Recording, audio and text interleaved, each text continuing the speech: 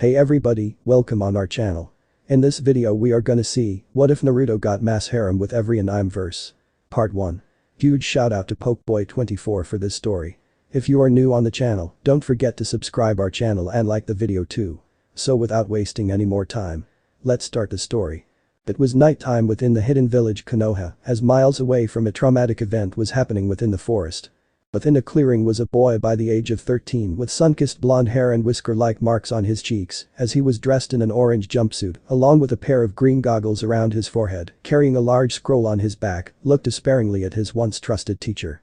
The man with whitish-gray hair under his bandana as he was wearing the standard Konoha Chunin uniform with two huge shurikens attached to his back, just told him a disheartening secret. That's right Naruto, you are the QB that attacked our home 13 years ago. And now the time has come for you to die. Yelled the man, known as Mizuki, as he threw one of his shuriken towards Naruto, using his frozen shock to strike him down, but unknown to them another man, who wore the same outfit as Mizuki only with a standard headband as well, dark brown hair tied in a ponytail, along with a scar across his face and nose named Iruka, who was also the blonde sensei, watched on. Seeing his assistant turned traitor's weapon moving speeding towards his student, he launched himself to protect the Jinchuriki from the incoming projectile, only to trip and fall over. Naruto. He screamed as he watched in horror as the bladed weapon sliced off one of his arms, as blood gushed from the gash, as the Uzumaki screamed. My arm. Naruto cried out in agony as he tried to stop the flow of blood from what remained of his arm, but there was too much blood gushing from the wound, as Mizuki laughed at his pain. What's the matter, oh great QB? Mizuki mocked while laughing as seeing the demon brat in pain. Don't worry, I know how to make it all better. He added with a cruel grin as he grabbed his second shuriken, only instead of reeling his arm back to throw it, he jumped towards the ground and began walking toward the heavily bleeding Naruto, only for Iruka to block his path. I'm not going to let you near him Mizuki.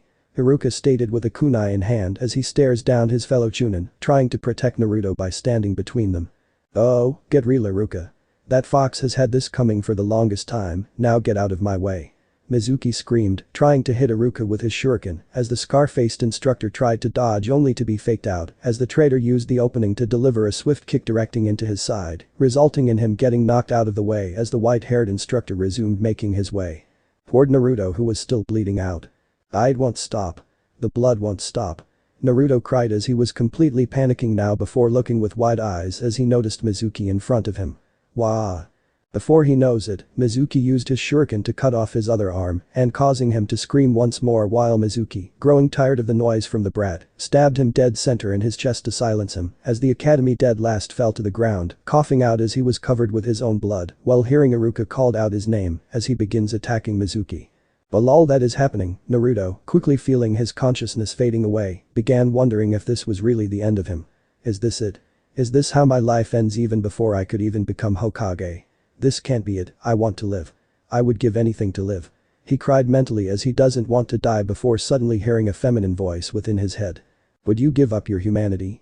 The voice questioned causing his fading blue eyes to dart around trying to find the source of the voice, only to hear the continuing sound of the two academy teachers fighting. Who's there? He asked, not knowing what to make of this as the voice continued. The ones who could save your life, and all you need is to give up your humanity and you shall live. This time a second feminine voice replied as Naruto wasn't sure if he liked the sound of this or not before asking. If I do that, then what I will become? He questioned wondering what would happen to him if he gave up his humanity. You will become what everyone always thought you were, a demon, a very powerful one at that.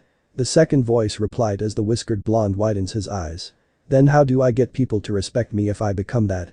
The reply shook Naruto to his very core, since his treatment by the villagers had now made sense, but how would becoming the very thing they accused him of being will get them to acknowledge him? You know deep down, they will never respect you since it's better to be feared than respected. After all, they already think of you a demon, why would they ever let you become their leader? Now choose because your time is short. The first voice argued as well, making a solid point to the Jinchuriki as he began thinking about his crap pile of a life as tears of emotional pain wailed within his eyes, so unable to do anything else, Naruto gave in. Fine, take it. Take my humanity so I can show them what a real demon can do. He yelled furiously as tears and blood leaked from his eyes as the voice laughed lightly, glad to see the boy finally sees the truth about humankind. Very well, let this day be known as the day of your rebirth as a demon. The two voices exclaimed as they proceed to transform the Uzumaki into the very being the idiot humans labeled him as. During the battle that Iruka and Mizuki were engaged in, a dark light began to surround Naruto's body as he slowly began getting up, while the blood from his wounds began to strangely flow into the air before his eyes snapped open, revealing them to now be completely white. RRRAIIIIR. He then releases a demonic roar that could have possibly been heard for miles, as the sound had grabbed both Chunon's attention. Upon seeing the demon brat up again, Mizuki began to panic, thinking that the Kyuubi had awakened its power. While figuring that he needed to finish the job quickly, he kicked Iruka out of the way before dashing towards Naruto. "Die Kyuubi brat," he exclaimed while reaching for his shuriken, preparing to strike the Jinchuriki down again. Only in his haste, the white-hair instructor failed to notice Naruto's blood gathering where his arms once were, as they quickly began forming a vague facsimile of the lost appendages as Mizuki was moments away from stabbing his head with his trusted shuriken. Only it wouldn't come to be, because as the traitor went to complete his self-imposed mission, he was stopped short as he coughed up blood. "Wah," he thought before looking down, and what he soon saw terrified him to his core as a dark-skinned arm covered in bright red veins that ended in a claw-like hand with nails that resembled blades was embedded right within his torso as his eyes followed said arm to see that it was attached to none other than Naruto, as his eyes had returned to their normal blue. Only the pupils were slit like a cat or a fox before the Uzumaki smiled a twisted smile as his eyes were now filled with bloodlust. "Hello there Mizuki, and now goodbye," Naruto said with a cruel mocking tone and a twisted smile fu as he uses his other claw-bladed hand to slice Mizuki into pieces as blood spilled everywhere as the dark light faded from around him. Snapping out from seeing his former assistant literally torn to shreds, Iruka's worry for Naruto resurfaced. "Naruto, are you okay?" he asked as Naruto turned to him with a smile while his eyes were no longer filled with bloodlust. "Yeah, I." Naruto started to say, only to scream while holding his head as he felt something inside him telling him to kill. Unable to resist the call, Naruto's body began to move of its own as his new claws were raised and posed to strike his friend and teacher. "Naruto, what are you doing?" Iruka asked while noticing his student trying to stop himself as he came swiping and slashing at him. I don't know, but I can't stop. I can't stop this feeling. I have to kill," Naruto exclaimed as he was no longer in control since he was unable to fight this new demonic instinct. Iruka knew he could have continued to easily dodge the attacks, but he knew what Naruto needed, so he'd have to do just that. "It's alright Naruto, I understand. But promise me one thing," Iruka said with a smile on his face as the student he saw as a little brother looked at him with scared teary eyes.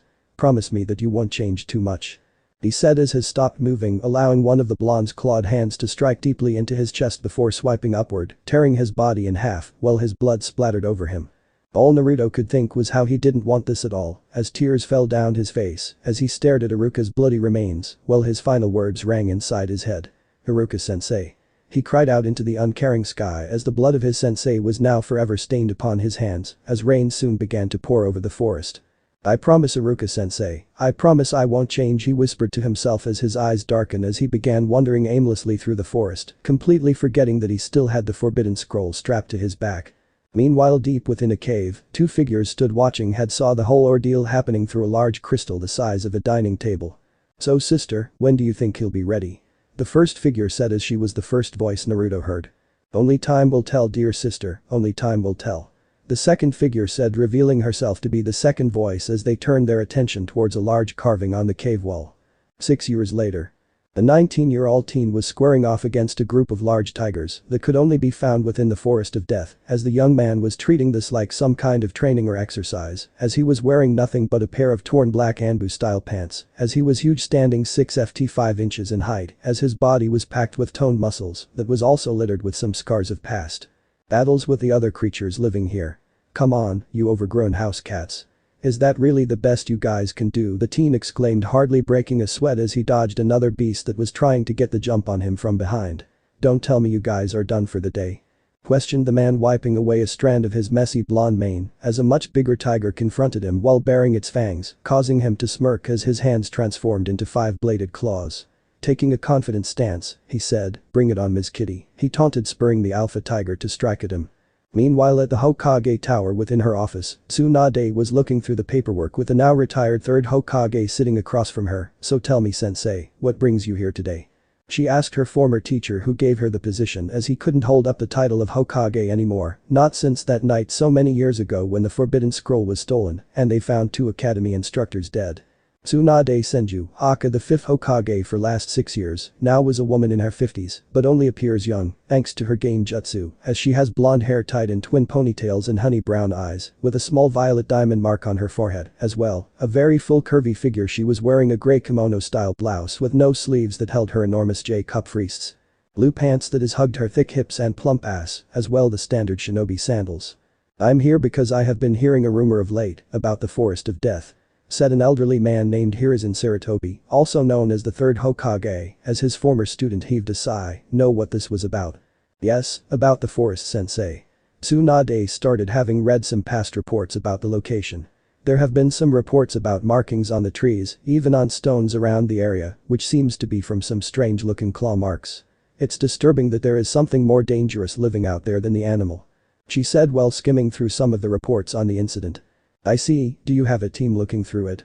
Hiruzen asked her as this was very serious, since they have no clue on what kind of creature has taken up residence in their own backyard. Yes, though a small one, she replied, having seen some of their best shinobis into the forest her grandfather had created. Back within the Forest of Death, a small group of jounin appeared in a part of the forest and found what they had expected, an area that was full of corpses of animals, not just any animals either, but the most dangerous ones, as well as claw marks on every available surface. Just like those times before, said one of the jounin to another. Yeah, like with the killer plants. Oh, don't get me started on the huge bugs, replied the other. But the question still remains, just what are we dealing with? Asked the last jounin as he and the other looked towards the deepest part of the Forest of Death. Within the deeper parts of the forest, the man was walking around the forest as he knew that there were people to kill in the area, and he's trying to compose himself as he began chanting his mantra. I can't lose control, I mustn't lose control, he repeated to himself as his hand kept trying to transform. Why do I have this bloodlust? He questioned while trying to get further away. I need to get away or else I'll succumb to it, he exclaimed, kneeling by a riverbed as he stared at his reflection as his blue eyes glowed demonically while the whisker marks on his face shifted before he pushed himself back up and kept going until he finally arrived at his home, as in was an old base that was once used by a certain Sannin that was abandoned many years ago. I'm home now, Naruto Uzumaki is home, he enters the place he had made his home, revealing himself to be Naruto Uzumaki, once human and now a demon, as he had fought his bloodlust that he had gained that night 6 years ago. Once he entered, his body quickly began twitching violently as he slammed himself against the wall. Damn it. Naruto cursed as he slid down onto the floor as he grabbed one of his hands as his fingers began fluxing into claws. Killing those tigers wasn't enough. Killing anything here no longer satisfies the bloodlust. He groaned while he tried, thinking there must be a way before he completely loses himself and kills everyone in the village, as he sat back up thinking of a way not to fall into his bloodlust. I guess I have no other choice but kill a few humans, he said in defeat, knowing he was out of ideas. Going over to his closet, the Uzumaki dug through the items he had gathered for the past 6 years, ever since he became a demon, before grabbing what he needed as he put on a hood cloak before heading out towards the village to satisfy his bloodlust. It was nighttime at Konoha's park, as many things could happen here during the night, and no one would be the wiser as a woman with long purple hair, wearing a long-sleeved kimono, was being terrorized as she was harassed by 3 drunken Chunin-level ninja. Look what we have here, boys, she's one of those damn Hyuga women, one of them called, pointing towards her pale wide eyes, as the identified Hyuga winced from the stench of alcohol permeated from the men. Yeah. She sure is. Another exclaimed as he takes a deep swig from the bottle in his hand. I say we have our way with her since our oh so faithful wives left us. Spat the third with his friends, liking the idea since they can take their frustration out on the woman while also putting her on her place, since the Hyuga clan think they're so much better than everyone. The Hyuga woman was scared as she was Hitomi Hyuga and she was just walking through the park because she doesn't want to be around her husband right now, and sadly just thinking about said husband led to her getting distracted as the drunken Chunins used that opening to attack on her. Kami, please save me and curse my husband as well, she mentally prayed while also cursing her husband, who happens to be one Hiashi Hyuga clan head and leader of the Hyuga, as these drunkards were prepared to start raping her. What they didn't know that Naruto was up in a tree watching as he was wearing his gear consisting of black vest unzipped showing of his muscular built-in abs, combat pants, gloves, and boots that allows him to be one with the shadows, as he considered what he should do while fighting the bloodlust that had kicked up again, only it was stronger this time. I don't know what I should do, the demon-eyed blonde thought as he was trying to make a decision as his hand slowly transformed into claws as a memory of something flashed through his mind and not having the time to beep it. He jumped down and readied his claws as one of the drunken Chunin tried to grab Hitomi before jabbing his hand into his back, causing him stop upon seeing the blood-covered claw sticking out of his chest, stopped him cold as the hood-wearing demon pulled his arm as the Chunin dropped dead from the blood that was filling the first drunk in his lungs. Seeing the death of their friend caught the other two intoxicated shinobi attention. "What are you?" the second Chunin asked the hooded figure as he peed himself. Sensing the fear rolling off of him caused an amused grin to appear upon Naruto's face. "I'm a demon, and you're dead," he declared as he swung his left claw at the second drunken Chunin, who stood there gasping for a few seconds until he turned to his remaining comrade before literally falling into pieces, leaving only the lone Chunin scared shitless as he decided to run. Praying to Kami to help him only he didn't get far as the concealed demon to quickly chase him easily as the Uzumaki slashed the guy's legs off as the drunken Chunin fell as he began crawling with all his might but still couldn't get away as he could see was the hooded figure to lunge towards him as he could only scream as he felt the cloaked creature's hand stabbed him in the back as he began stabbing him repeatedly until the Chunin's screaming died down. Hitomi Hyuga was privy to a front row seat of this carnage. "Kami, what have you sent?" she breathes wispily as she slowly approaches her savior, who kept stabbing the corpse until he finally stopped as he was now breathing hard. He felt the bloodlust recede some. Feeling his bloodlust receding, Naruto looked down at his hands as they slowly changed back to normal. "Man, that felt good.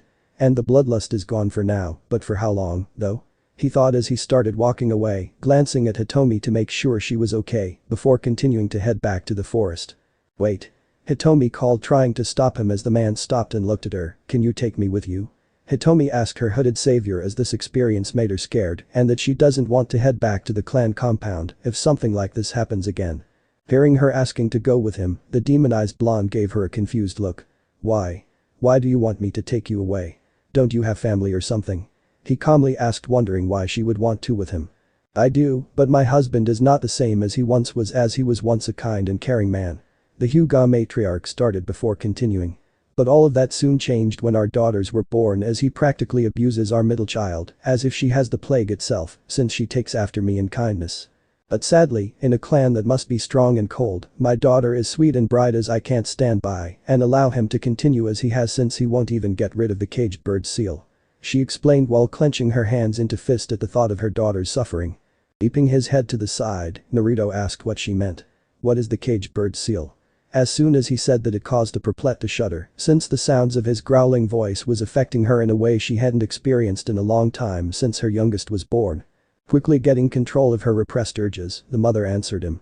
"It is what separates our house, as those with this accursed seal are servants to those without it," she explained while squirming around since this man's voice had a serious effect on her. The hooded figure then glanced towards her hand as he motioned to the ring on her finger. "If you wish to come with me, leave that ring behind," he stated, and without a moment of hesitation, Hitomi removed her ring and dropped it where she stood as he grabbed the Hyuga mother into his arms, causing her to blush as she felt his strong arms around her body and spirited her away back towards the forest of death. Upon arriving home with Hitomi by his side, the pair walked inside while the Hyuga matriarch was thinking about her three daughters and if they're worrying how her disappearance would affect them. So deep in thought, she hadn't noticed that Naruto had removed his hood until after he started speaking. "If you're going to stay here, you're not allowed go out without me, as it's dangerous to go alone," he said, getting her attention as the perplet finally got a good look at her savior's face and immediately recognized him. "Wait, you're Naruto," she exclaimed, remembering the picture by her middle child's bedside table since he was all that girl could think about most days. Naruto was slightly surprised that she knew his name. "I'm surprised at someone like you know who I am, seeing that you are from the Hyuga clan," he replied, since from what he could remember was that the Hyuga clan were so uptight they don't even bother to remember the names of those they see as beneath them. Well, not everyone would paint the Hokage faces after all. She recalled that event with a gentle amused smile, since vandalizing a village monument in broad daylight wasn't very forgettable. The whiskered Uzumaki began scratching the side of his head trying to recall that event. "Right, I did that," he trailed off as he was struggling to remember before deciding to drop it. "Anyway, I should warn you that there will be times that I seem off," he said, getting the woman to look at him confused as he walked into the other room. Hitomi began to consider her new life with a man who seemed much better than her husband as she also started looking around her possible new home since the place wasn't huge as she wondered where she'd sleep or bathe. After a while Naruto returned to the room wearing only his pants when she turned her gaze on him, as she could see how well built the younger man was, not overly muscular like a bodybuilder, but still athletic as a blush slowly built upon her face, while her eyes grazed upon his body. Okami, just look how well built he is, I think I might sleep with him, but I don't know if he likes older women.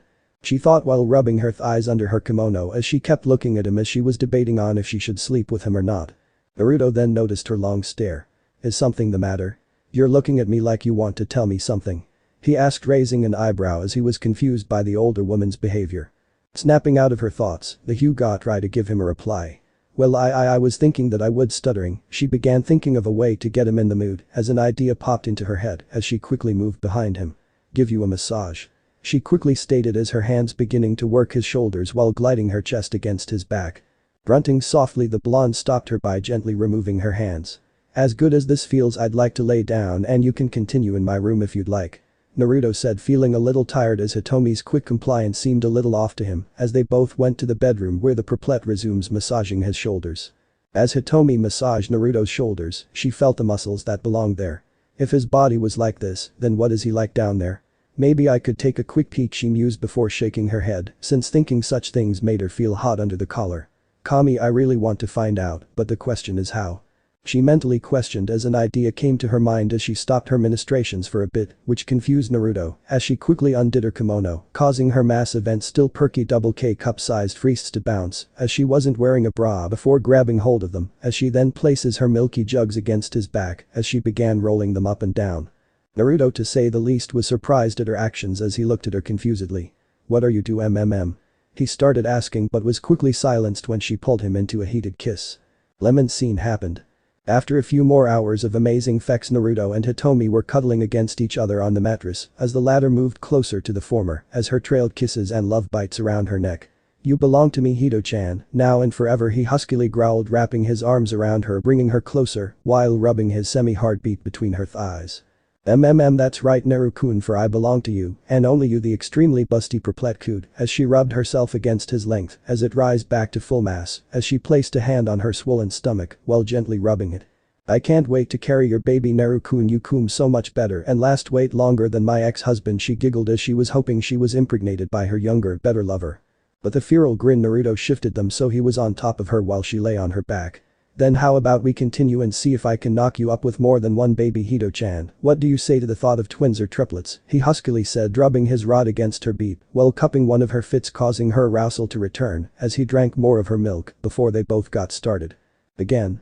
After several more hours of rough lovemaking, Naruto was redressed in his gear going through the forest of Konoha in order to find food for his new mate Hitomi to eat since he funked her into unconsciousness. Man, do I feel better as it has been a whole day and not once had my bloodlust spike. He said to himself with a grin since he hasn't felt the urge to kill until he saw a person lying unconscious on the forest floor. Whose could that be? He questioned out loud, feeling that there was something wrong, and while he knew he shouldn't get involved, his curiosity got the better of him. Going up to the person, he turned them onto their back so he could see their face and was surprised at who he found. Naruto was hunting in the area surrounding his territory to bring food to his new mate Hitomi when he came across an unusual sight of a figure collapsed in the distance as he approached them, and to his demonic eyes. It looked like a woman with long raven black hair as she was wearing a bedroom robe that hid most of her body as she seemed to move as if greatly hurt, causing him to wonder what happened to this unfortunate woman. What could have done this to such a beautiful creature, he wondered out loud, but he'd have to worry about that later because for now he'd have to get her somewhere safe, and the safest place within this forest happens to be his home as it wasn't too far, even with her apparent injuries, as he picked her up and whisked her way toward home. Naruto arrived with the woman in his arms as he quickly opened the door and noticed Hitomi, who was still naked from their earlier intimacy, but was also wet. Looks like my cow MILF decided to clean up while I was gone, he thought with a grin as he noticed the clean scent of her, meaning that she had been in the shower. Once the extremely busty preplet noticed that her new lover had returned, she began to smile until she noticed the robed figure in his arms. Mikoto, Naruto, what happened? She exclaimed with worry in her voice as she saw how beaten and bruised her fellow clan matriarch was. I don't know, I found her like this so I brought her here since this is the safest place I could go. Naruto explained as he placed the now identified Mikoto onto the bed. Well, that's true since everyone in the village thinks that you're dead. The Hyuga woman recalled with a closed hand against her mouth as she trying desperately to figure out how to help her friend. I guess I could go find someone who can help her, but who would listen to me? Naruto mumbled, still deep in thought, trying to think of who could possibly help, but his head was still very cloudy. But then it hit him as he remembered that there was a nurse who actually helped him after he was attacked by a mob, as her name was Unohana Retsu, since she saw him for himself and not as a demon. "Nurse Retsu?" he exclaimed with a snap of his fingers. Hearing the blonde exclamation caused Hitomi to look at him questioningly. "Who?" she asked, wondering who he was talking about. "There was this nurse named Unohana Retsu, as she looked after me when I was little and still human whenever I got hurt." The Uzumaki explained while trying to sort through his foggy memories of that time.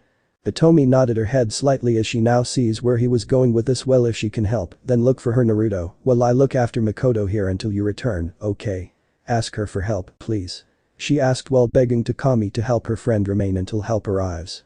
Naruto nodded back towards his mate with a determined look on his face. "Once I do, I'm going to resume looking for food for you, well, for you and Makoto," he said as he readied himself to leave to find the nurse as well some food for the two women. As soon as the blonde demon left, Hitomi looked towards the sleeping Makoto. "Oh, Maiko-chan, just who could have done this to you?" she said worriedly as she sat next to the ravinette, wondering what had happened to her. Somewhere in Konoha, Naruto was leaping from one building to the next without anyone spotting him as he stopped briefly on one building in order to look around, trying to remember which way he needed to go before he spotted a certain team that, in another life, he would have been on as he saw a boy the same age as him, but with raven black hair. His hairstyle looked like a curtain bird's behind, as he was wearing a gray Slavelle shirt with wide arm warmers and shorts, as he was carrying a sword on his back, as this boy used to be one of Naruto's classmates from 9 years ago. "Isn't that Sasuke?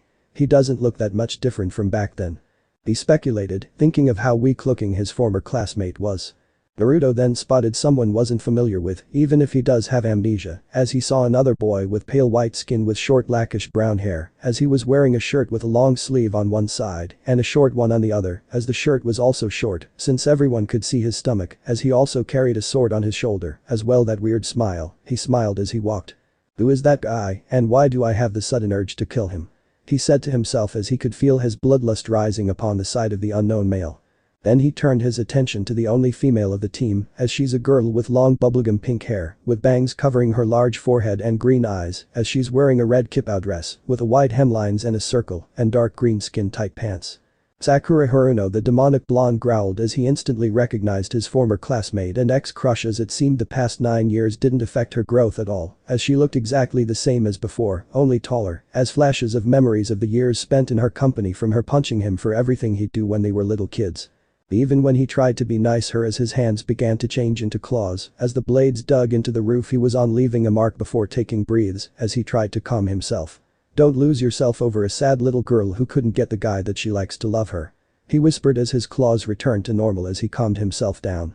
"I need to find Unohana, as I think she should be working at the hospital right about now," he reminded himself, since he needed to find the nurse ASAP as he leaped away from the team below. What he didn't know was that he turned to leave, a man wearing a uniform all Jonin wore, with a mask covering the bottom half of his face and a headband that covered his left eye, and gravity-defying silver gray hair, put the book he was reading down as he was looking at a distant rooftop that Naruto was on not too long ago. What was that feeling? Whatever it wasn't human. He thought, having felt the sudden spike of killer intent as the girl hollered at him. "Kakashi-sensei. Will you hurry it up, we have a mission to report to," Sakura yelled, getting the Jonin's attention since they had a mission to report to after all, as he was several hours late again.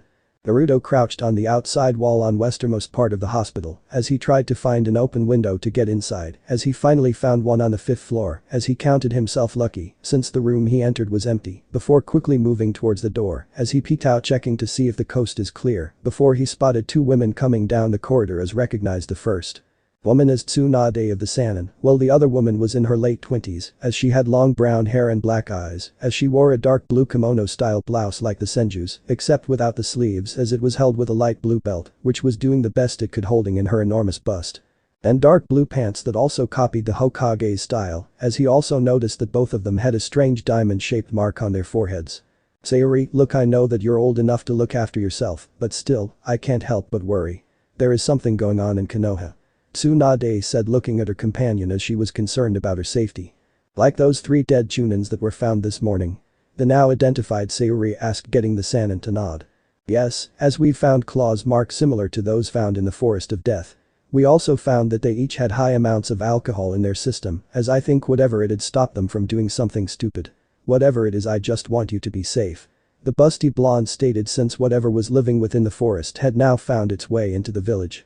Sayori nodded, understanding the older woman's concern. I understand, Mom, as I also think they did plan to do something, but don't worry, as I'll still live at the compound with you. She said, giving her revealed mother a hug, as never the wiser to Naruto, unintentionally eavesdropping on their conversation as well, watching as their enormous melons mesh against each other. That's good to hear, because I just don't know what I'd do if I lost you or Shizune. Tsunade said, causing her daughter to giggle as they separated. Well, most likely you would tear down the whole village if something were to happen to us. She said with a smile, causing her mother to grumble, since that does sound like something she'd do, as both Senju women continued on their way with their voices fading, letting blissful silence fall once again. Seeing that the coast was now clear, Naruto exited the room, hoping he could find Anohana quickly, since he didn't want to be here for too long, as he began moving quietly down the halls before stopping on the first floor, before opening it to peer inside as he'd found her, looking as he remembered. Anohana Retsu is a Yaofi-looking woman with long black hair tied into a braid placed in front of her body, and blue eyes, as she was dressed in a standard white nurse uniform that hugged her slender figure very well as her amply cup wrists and supple ass bounced with almost every step. Damn, I never realized how sexy she is, he thought perversely. Even though the nurse wasn't as endowed like Hitomi or the Senju women, her appearance still managed to stir his little demon from its slumber as he tried to figure out a way to bring her back to his home. However, he didn't need. Once, as luck would have it, she was moving for the door. I'm heading out. Anohana called out as she waved goodbye to her friends and coworkers. Watching the nurse leave, Naruto sighed as he banged his head against the wall. So I break into the hospital, only to find out that she's leaving. He groaned as he moved to follow her outside. Anohana had soon arrived at her small apartment where she lived alone, as she had placed her things on a small table as she made her way to the kitchen, since she needed some tea.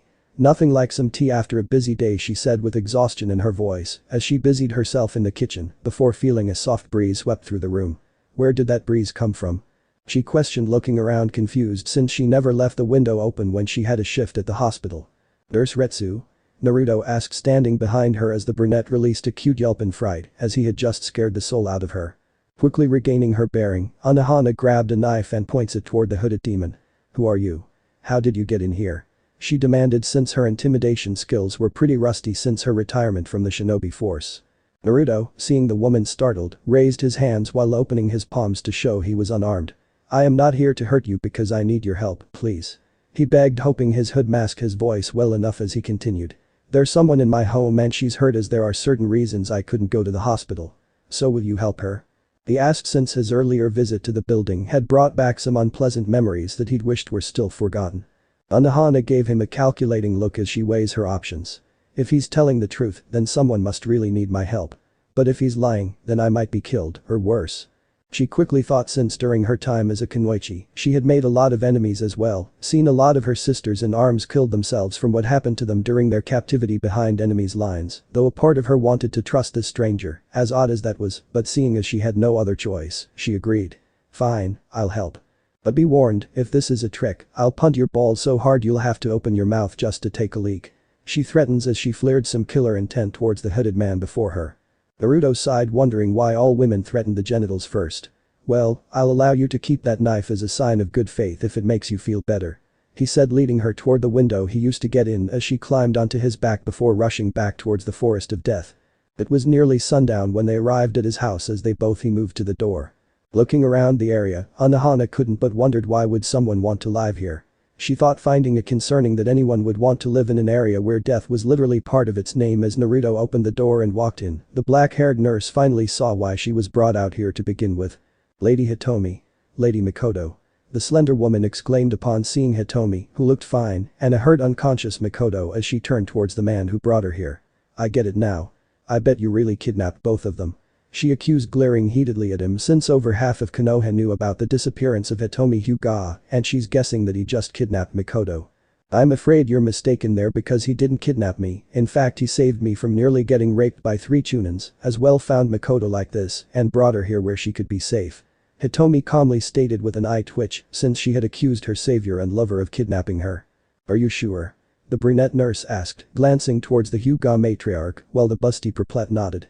But what about your husband, Lady Hitomi? She asked as she saw her face quickly turn sour at the mention of her soon-to-be ex. That's why I asked him to take me away. Hitomi flatly stated as Anohana wondered why, but she decided not to ask about it as she goes over to the Uchiha matriarch.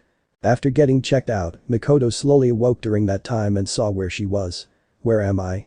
She weakly as her vision began to clear as she saw Hitomi, Nurse Retsu, and a fear-looking Minato double, before turning her attention towards a window as she figured out exactly where she was. I see, we're somewhere deep in the forest of death, she said grunting as she slowly sat herself up. Hitomi looked at her friend as she asked a big question that had been on her mind. Mikoto, tell us, what happened to you? Why were you in the forest by yourself? She asked as everyone in the room was quite interested. Taking a deep breath, the Ravenet began telling her tale. Flashback, Mikoto's POV. I've arrived home that night after getting something to spice up the night with my husband, since I had bought some new lingerie, and after I went to take a shower to freshen up before Fugaku came to bed. After getting ready and putting on my new sexy underwear as it was quite the red number of a bra and panties that barely covered my nipples and beep, as I also put on a pair of black high heels and waited in the master bedroom as I've waited there for over 2 hours since he still hadn't come home yet. So, with me frustrated from waiting, I put on my robe and went looking for him since I was sick and tired of him ignoring my needs. Figuring he was still in a clan meeting, I headed toward the meeting room downstairs in our house. Only once I've arrived there, I heard their hushed voices as they were whispering intently as it had gotten me curious, so I cracked the door to hear just what they were saying. Everything is almost in place, just as planned. I heard one of our Jonin clansmen say as I've noticed that all of our clansmen from Genin to Chunin to Jonin and even the police force were in the room. Good, within a couple of days, we will take over Konoha with no one to stop us. I heard another person say as I was shocked to see that it was my husband, as I soon realized what the meeting was about, as it was the coup d'etat plan that he'd been talking about for months. However, before I could even sneak away, I was struck from behind as my entire world went dark. Flashback over, normal POV. And then I woke up here. Mikoto finished as the two women gasped. I don't believe it, the Uchiha are planning a coup d'etat. But why do this? Anohana asked, wanting to know what could bring an entire clan to turn against their own village, as Hitomi wondered the same thing. Because almost everyone in my clan feels that everyone in Konoha doesn't trust us, or at least that's what I felt.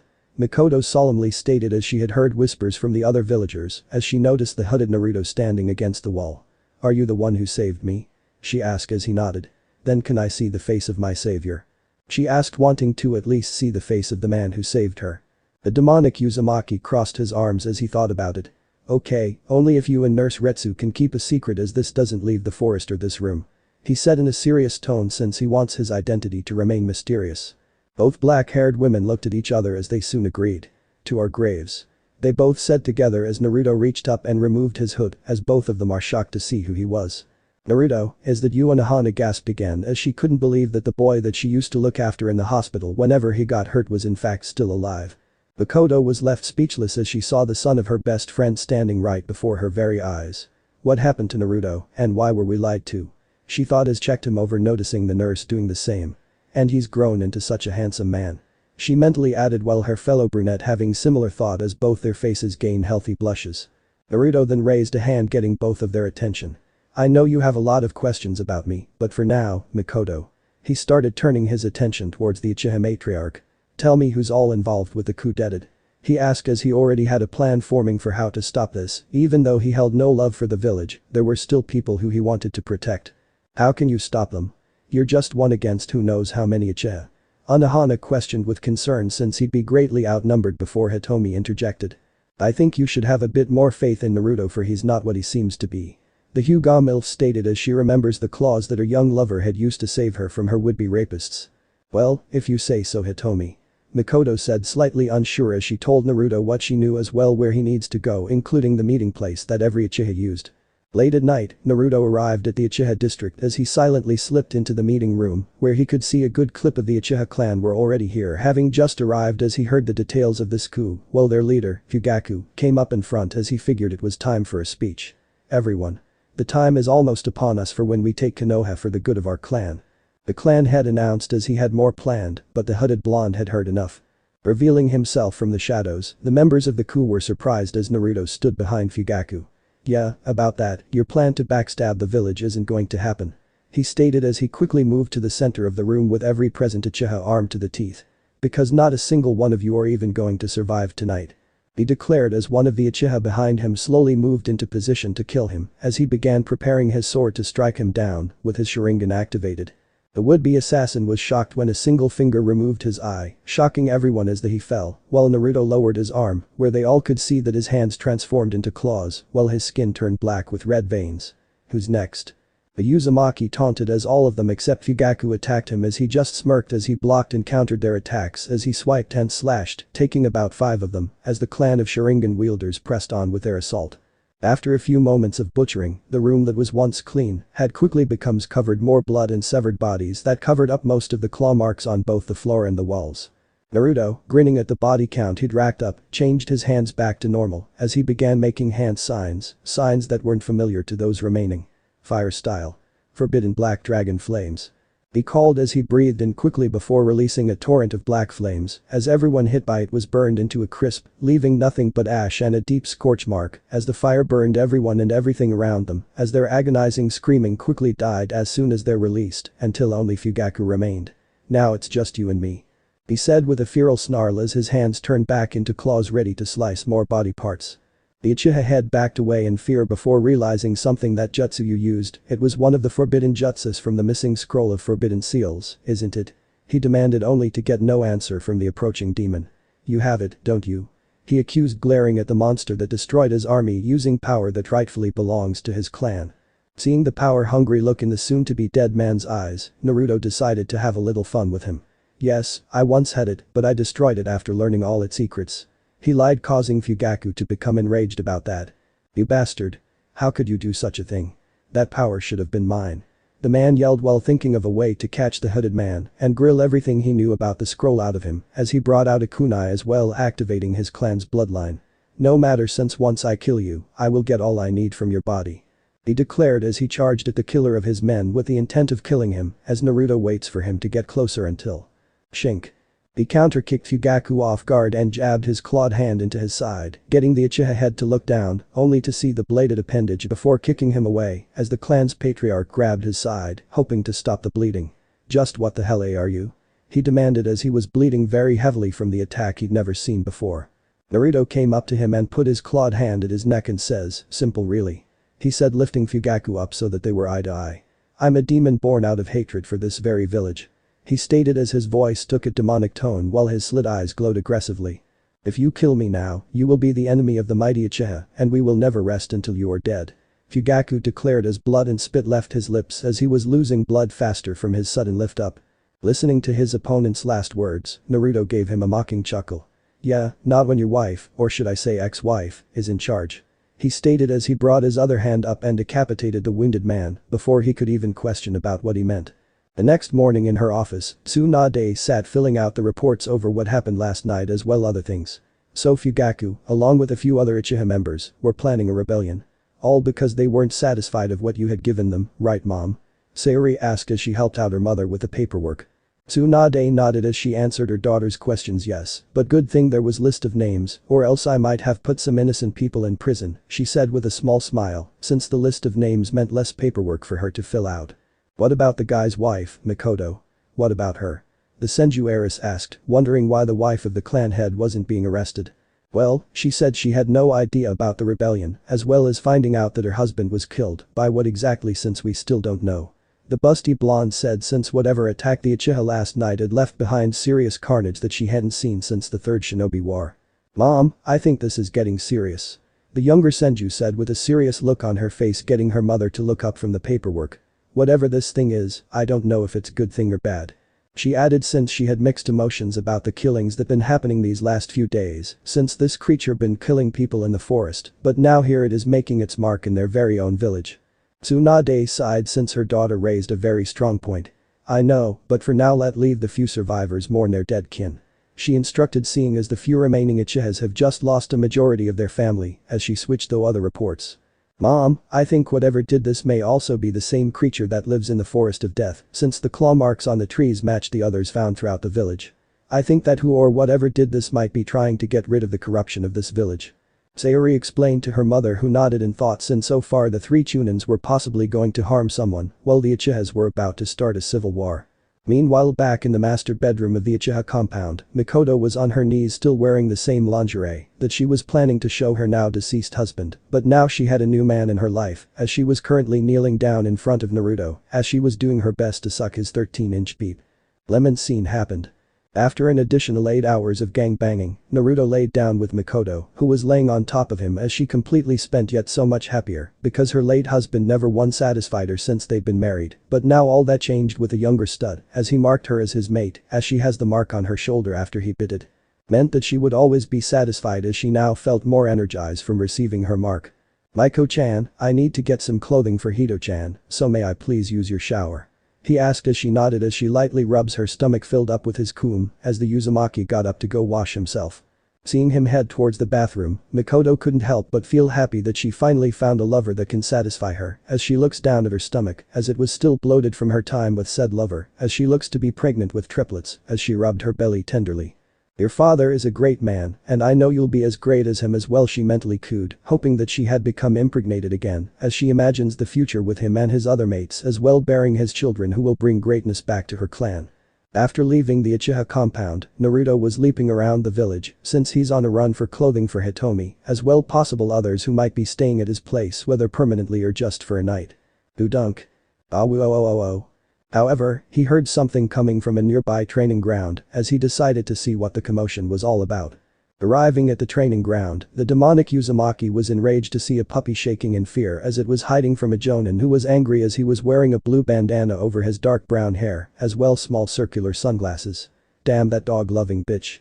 He cursed as he continued looking for that puppy as he going to use as a target dummy, but the stupid mutt kept hiding from him. Once I get through with that worthless mutt, I'm going after that Inuzuka bitch for dumping me and slapping my handsome face. He growled, clenching his hands into fists since that bitch from a clan of fleabags dumped and slapped him for not liking dogs, which was completely stupid since he was the best thing to ever happen to that ungrateful bitch. Naruto, who caught a good look at the man's face, couldn't help but remember where he had seen him before in his old life when he was still human as his head started hurting as he began recalling the memory. Flashback, Naruto's POV. Hold still, you damn brat. I have to improve my throwing skills. I heard the man, who was a chunin back then, yelled at me as he has several sets of kunes and was looking down range at me as my clothes, consisting of a black shirt with an orange spiral and white shorts, were torn and blooded since he has me tied to a wooden pole which was covered by the other kunes he had thrown as some were sticking out of said post while some were embedded in my body. Damn it, just untie me already, you asshole. I screamed as I kept squirming trying to free myself. Arg. Only for me to cry out as the guy threw another kunai that nailed into my shoulder. Shut it, you damn demon brat. The chunin yelled as he threw another projectile at me as this went on for hours until I pasted out from blood lost. Flashback over, normal POV. The sight of this particular Konohinin caused the demonic chakra within Naruto to vapor in the air as he vanished as the jounin suddenly jerked, feeling something impaling him from behind as he starts looking down in confusion as he noticed a new hole in his chest and his heart was outside as laying on the ground. You like picking on the weak? Well, that only proved that you're weaker instead of strong as you've brought this on yourself. The Uzumaki cruelly stated as he appeared in front of the dying man. Now go to hell, remembering that Naruto Uzumaki was your slayer. He growled in a demonic whisper before crushing the heart of the jonin under his foot before falling onto the ground dead.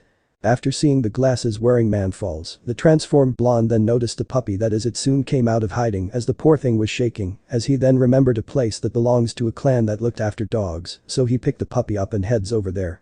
After Naruto dropped off the puppy, he continued his way towards the shopping district, leaping from the rooftop of one building to the next as he took a quick look around and then he notices one of the store's windows was shattered and the lights were on. Wondering what it could be, he headed towards said shop to see what's going on, only to immediately take cover with a corner of the wall next after landing through the broken window as he leans his head in order to see of what's happening. No. You can't.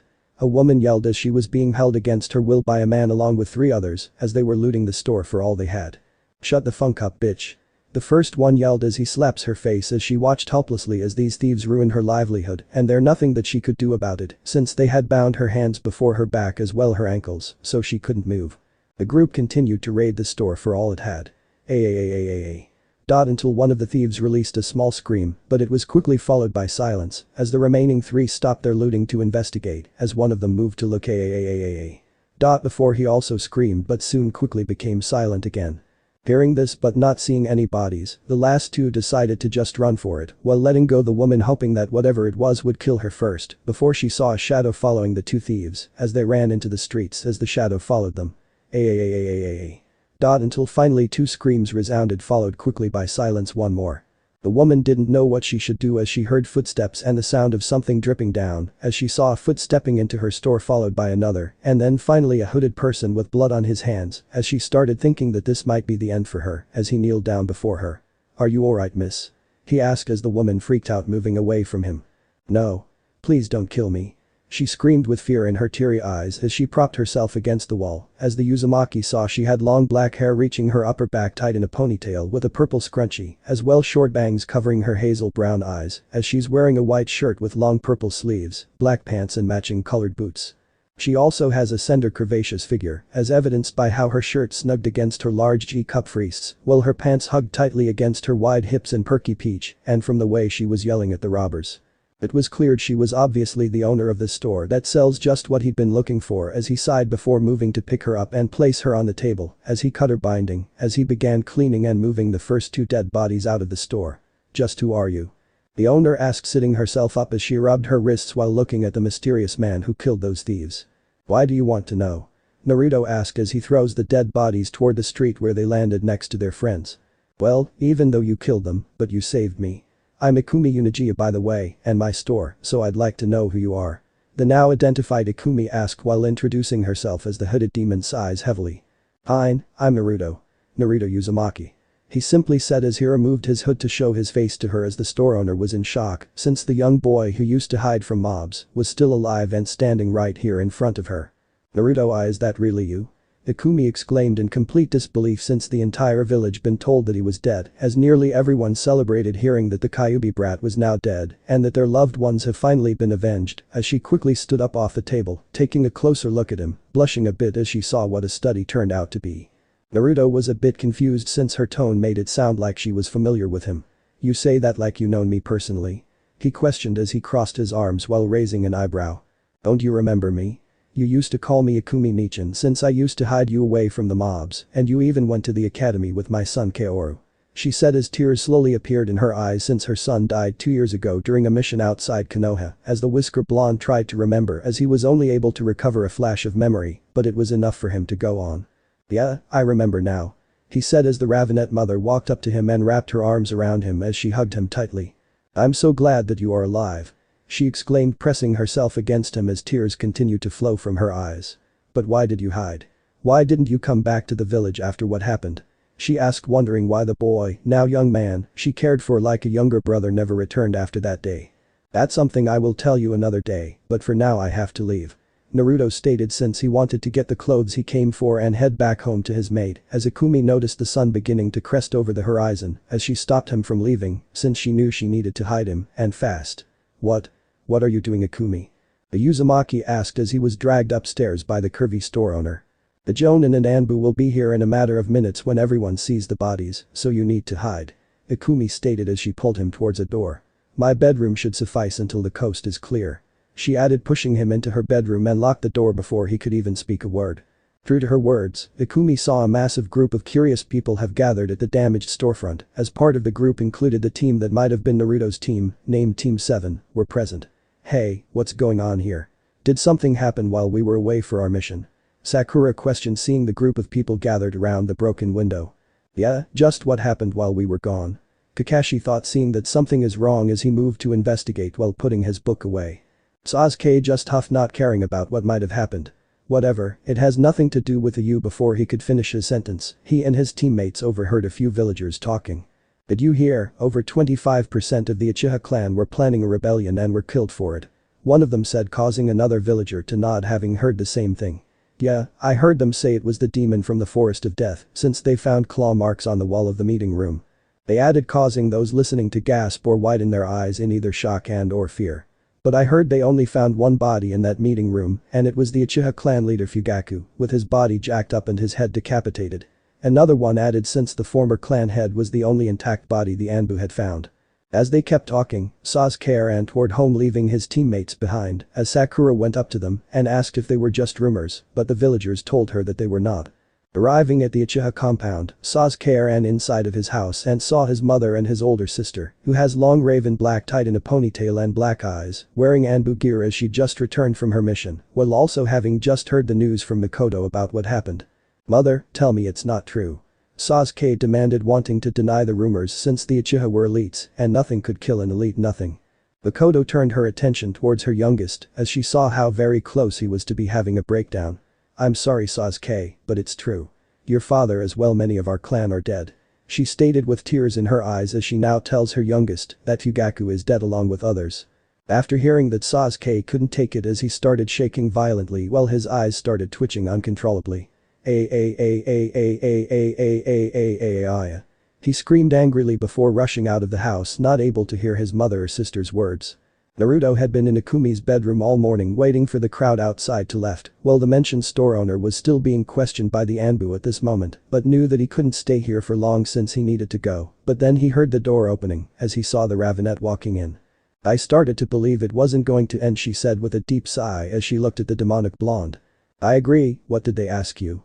Naruto asks as Akumi tells him a few things like what happened in her store home and how she lied about how it all is happening so fast that she couldn't even see anything. Then she takes a good look at him and still couldn't believe that he used to be that little kid she helped hid from the mobs as she once again started to blush, having seen him grown into a very handsome young man. Anyway, is there anything you need?" she asked with a slight stutter as she started to feel some suppressed feelings starting to resurface. Naruto then nods as he answered. "Yes, I do, with clothes and food for starters, enough for several women." He asked since he'll be needing as much as he could get as the Ravenette nodded. "I can do that since I do own a general store after all," she said with a wink before continuing. "And with my friend's help, you don't have to worry about food," she added since her friend owns a food stand in the village. Naruto looked at her confused. "Your friend, what's her name again?" he asked as the curvy MILF smiled, thinking of her same name friend who cared about Naruto as well. "Her name is Ikumi, also, Ikumi Mito, in fact, as we've worked together to hide you when you were little," she said with a smile. "I think I remember her," Naruto trailed in though as he fattly recalled another busty woman who was also with Ikumi. "Anyway, can I use your bathroom? I smell like blood and don't want to draw any more attention than I've already have," he asked, wanting to get cleaned up before heading back home in the forest. Ikumi thought of this as a chance since she has been very lonely since her son died. "Only if I can join you," she said with a sexy voice as there was also a certain gleam in her eyes, causing the Uzumaki to raise an eyebrow. "I need one too after all the excitement that happened," she added since she was also dirty from when her would-be robbers broke in. Naruto shrugged his shoulders as he accepted her proposal. "Suit yourself," he simply said as she led him towards the bathroom as a grin appeared on her face. Naruto was already prepared inside of the bathroom since he had stripped himself of his clothing while Ikumi was standing outside as she had just taken off her shirt to show her leopard print bra, which seems ready to snap from holding her gigantic milk jugs, followed by her tight pants to show her matching panties as she started removing her bra first. "I wonder if the rest of him has grown as well," she thought with a blush rising on her cheeks while thinking what she should do once she goes in there with the boy now man as she took a deep breath.